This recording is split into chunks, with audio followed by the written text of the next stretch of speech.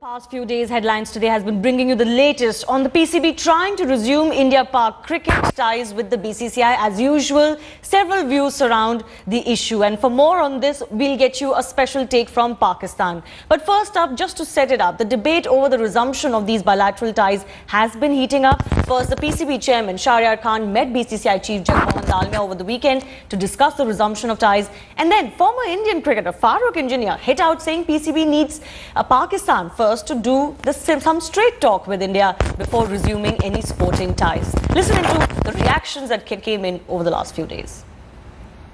Pakistan is a neighboring country, but Pakistan has to toe the line. They have to agree to genuinely support India, and not hide terrorists or whatever. I don't want to go down that route. I'm a sportsman. I'm speaking from a sports angle. And as a sportsman, I would certainly welcome the change. But Pakistan have to toe the line. I can see, here at this point, that relations on the border, if they're not good, then why should we entertain Pakistan? Pakistan need India more than India need Pakistan. Politicians जो हैं वो ये कहते हैं कि एक तरफ गोली चल रही है और दूसरी तरफ आप गेंद घुमाने की नहीं भाई, ये तो हमेशा चलता रहा है. कब तक आप रुके रहेंगे? और गोली कम करने के लिए एक ही तरीका ये है कि आप खिलाएं एक दूसरे को. माहौल अच्छा है और लोग जब आते हैं, हमारे लोग जब हिंदुस्तान जाते हैं, जैसे मोहाली, आप तो मोहाली के रहने वाले हो, तो वहाँ जिस तरह से लोग उनको वेलकम करते हैं, मैं आपको बता नहीं सकता. The discussion is still at the preliminary stage. I think we need to look into the details. As far as the India-Pak series is concerned, it is of great importance, but we need to look at various other issues as well. No final decisions taken yet, and in the coming time, I think we need some more time to debate on such issue, and discussion will take place between both the boards. As of now, there is no decision taken.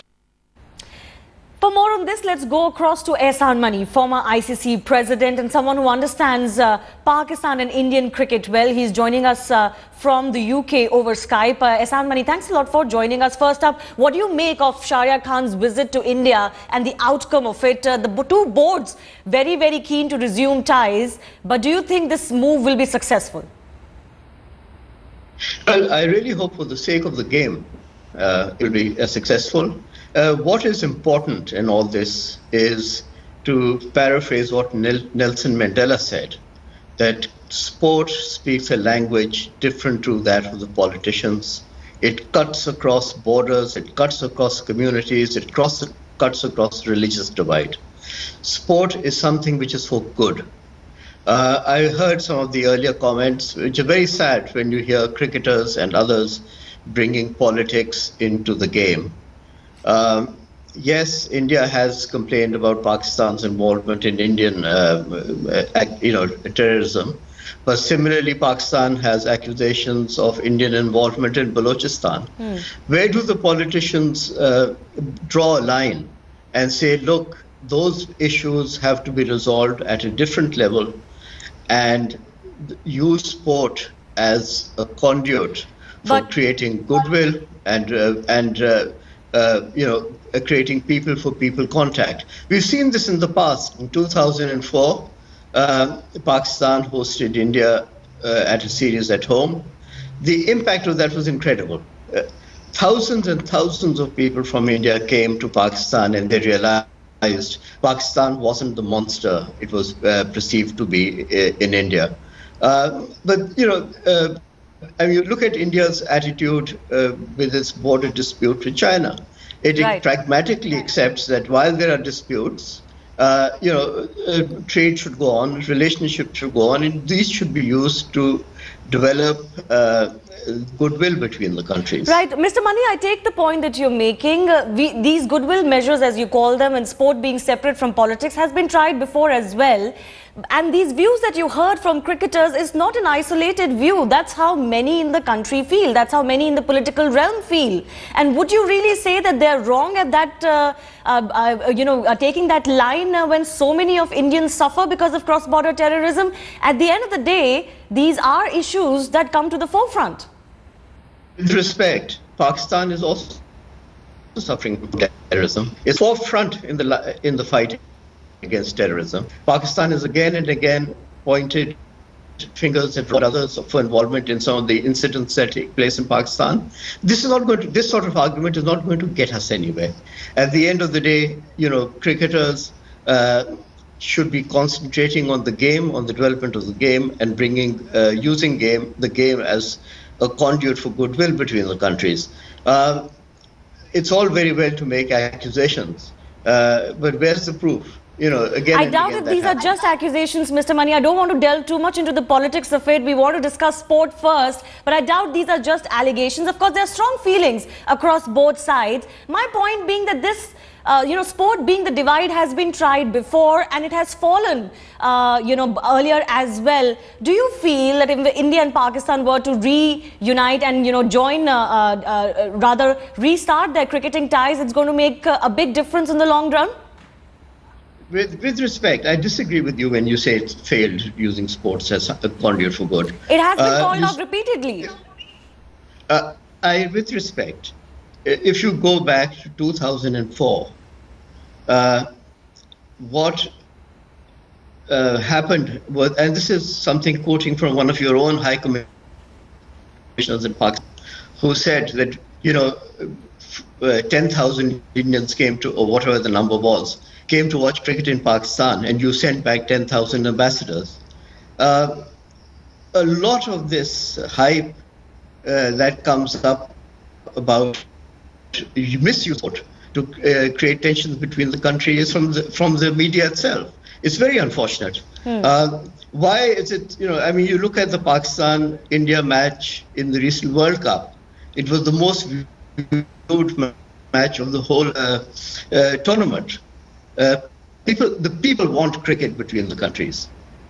Oh, absolutely. There's obviously a huge horde of fans that want these two countries to play. What do you think will be the best way forward? Cricket in Pakistan has become a complete no-no. The boards are discussing a revenue sharing model whereby Pakistan could come to India or a neutral venue. Mr. Mani, what do you think is the best way forward? I don't think that's the right model. Why should there be a profit-sharing revenue?